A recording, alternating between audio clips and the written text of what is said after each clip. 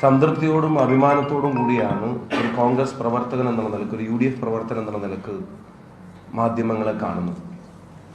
ഇക്കഴിഞ്ഞ തെരഞ്ഞെടുപ്പ് കാലം ഐക്യജനാധിപത്യ മുന്നണിയുടെ ഓരോ പ്രവർത്തകർ, കേരളത്തിൻ്റെ പൊതുസമൂഹവും അവർ ഈ സർക്കാരിന് ഒരു നോക്കൗട്ട് പഞ്ച് നൽകിയിരിക്കുന്നു എന്നുള്ളത് വളരെ കൃത്യമാണ്. സർക്കാരിന് കേരളത്തിലെ ജനങ്ങൾ എക്സിറ്റ് അടിച്ചു കൊടുത്തിരിക്കുന്നു എന്നുള്ളത് ജനങ്ങളുടെ പ്രതികരണങ്ങളിൽ നിന്ന്, ഫീൽഡിൽ നിന്ന് കൃത്യമായി പല ജില്ലകളിലും യാത്ര ചെയ്തപ്പോൾ, പല കോൺസ്റ്റിറ്റ്യുവൻസിയിലും പോയപ്പോൾ മനസ്സിലാക്കിയ ഒരാളെന്നുള്ള നിലക്ക് ഈ ഗവൺമെൻറ്റിനുള്ള നോക്കൗട്ട് പഞ്ച് ഏപ്രിൽ 9 ജനങ്ങൾ നൽകിയിരിക്കുന്നു. മെയ് 4 അതാണ് കേരളം അറിയാൻ പോകുന്നത്, വായിക്കാൻ പോകുന്നത് എന്നുള്ള കാര്യത്തിന് സംശയമില്ല.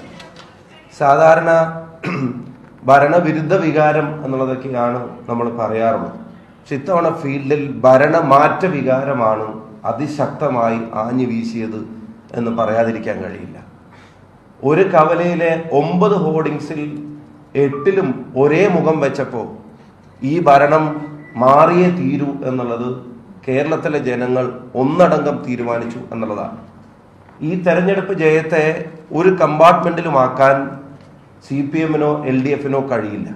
ഏതെങ്കിലും ഒരു ജാതിയിൽപ്പെട്ട ആളുകളോ ഒരു മതത്തിൽപ്പെട്ട ആളുകളോ വോട്ട് ചെയ്തിട്ടുണ്ടാവുന്ന വിജയമല്ല UDF-ന് ഉണ്ടാവാൻ പോകുന്നത്. കേരളം ഒന്നടങ്കം വോട്ട് ചെയ്തിട്ട് 14 ജില്ലകളിലും ഉണ്ടാവുന്ന മാറ്റങ്ങളുടെ ഭാഗമായിട്ടാണ് ഈ വിജയം UDF കൈവരിക്കാൻ പോകുന്നത്, കേരളത്തിലെ ജനങ്ങൾ ജയിക്കാൻ പോകുന്നത് എന്ന് ഞങ്ങൾ അതിനെ ഇന്റർപ്രറ്റ് ചെയ്യാൻ ആഗ്രഹിക്കുന്നു. UDF-ന്റെ നേതാക്കന്മാർ സൂചിപ്പിച്ചതുപോലെ എറണാകുളത്തും മലപ്പുറത്തും അല്ലെങ്കിൽ പത്തനംതിട്ടയിലും വയനാടിലും ഇടുക്കിയിലേക്കും മാത്രം ഒതുങ്ങി നിൽക്കുന്ന ഒരു വേവുമായിരിക്കില്ല. ഇത് കേരളമെമ്പാടും ആഞ്ഞു വീശും. ഞാനൊരു കാര്യം പറയാം. എത്രയോ വർഷമായിട്ട് കോൺഗ്രസിന് ഒരു MLA ഇല്ലാത്ത ജില്ലയാണ് കോഴിക്കോട് ജില്ല. ഇത്തവണത്തെ ഭരണമാറ്റത്തിന് ഏറ്റവും പ്രധാനപ്പെട്ട പങ്ക് വഹിക്കാൻ പോകുന്ന ഒരു ജില്ല കോഴിക്കോടായിരിക്കും.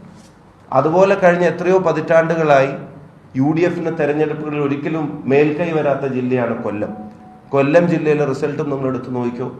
UDF-ന് തിരിച്ചുവരവിന് ഏറ്റവും കരുത്തു പകരുന്ന റിസൾട്ട് കൊല്ലത്തുണ്ടാവും.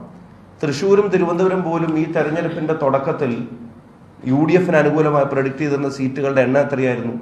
1, 2 എന്നൊക്കെ പറഞ്ഞു തുടങ്ങിയിട്ട് നിന്ന് ആ പിക്ചറിൽ പോലും വലിയ മാറ്റങ്ങൾ ഉണ്ടാവാൻ പോവുകയാണ്. CPM-ന്റെ കേന്ദ്ര കമ്മിറ്റി അംഗങ്ങളും സെക്രട്ടേറിയറ്റ് അംഗങ്ങളും മന്ത്രിമാരും ഉൾപ്പെടെയുള്ള ആളുകൾ പരാജയം രുചിക്കാൻ പോവുകയാണ്, ഭൂരിഭാഗം ആളുകൾ.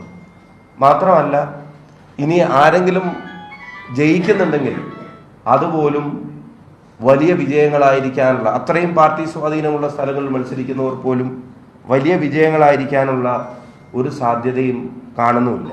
ആ തരത്തിൽ ജനങ്ങൾ ഈ സർക്കാരിനും സർക്കാരിൻ്റെ തലപ്പത്തിരിക്കുന്ന ആളുകൾക്കും എതിരായിരുന്നു. നിങ്ങൾ പ്രചരണ കാലം തന്നെ എടുക്കുക. എത്ര മന്ത്രിമാർ മറ്റു മണ്ഡലങ്ങളിൽ സജീവമായി പ്രചരണത്തിനുണ്ടായിരുന്നു? മന്ത്രിമാർക്ക് അവരവരുടെ മണ്ഡലങ്ങളിലെ ആത്മവിശ്വാസക്കുറവ് തന്നെ അവരെ കൂടുതൽ സമയം അവിടെ ചെലവഴിക്കാൻ കാരണമായി മാറി. 2 മന്ത്രിമാരെ സ്വന്തം മണ്ഡലത്തേക്ക് വിളിച്ചു വരുത്താൻ ബാക്കി സ്ഥാനാർത്ഥികളും വലിയ ആവേശമൊന്നും കാണിക്കുന്നത് നമ്മൾ കണ്ടില്ല. കാരണം അങ്ങനെ വന്നാൽ ഇവർക്കെതിരായിട്ടുള്ള ആന്റി ഇൻകംബൻസി അത് തങ്ങളെ കൂടെ ബാധിക്കുമോ എന്ന് ഭയപ്പെടുന്ന സ്ഥാനാർത്ഥി അവസ്ഥ. അതാണ് യഥാർത്ഥത്തിൽ ഈ ഗവൺമെന്റ് അവസാനം ജനങ്ങളുടെ മുമ്പിൽ വെച്ച ചിത്രം എന്ന് പറയാതിരിക്കാൻ കഴിയില്ല.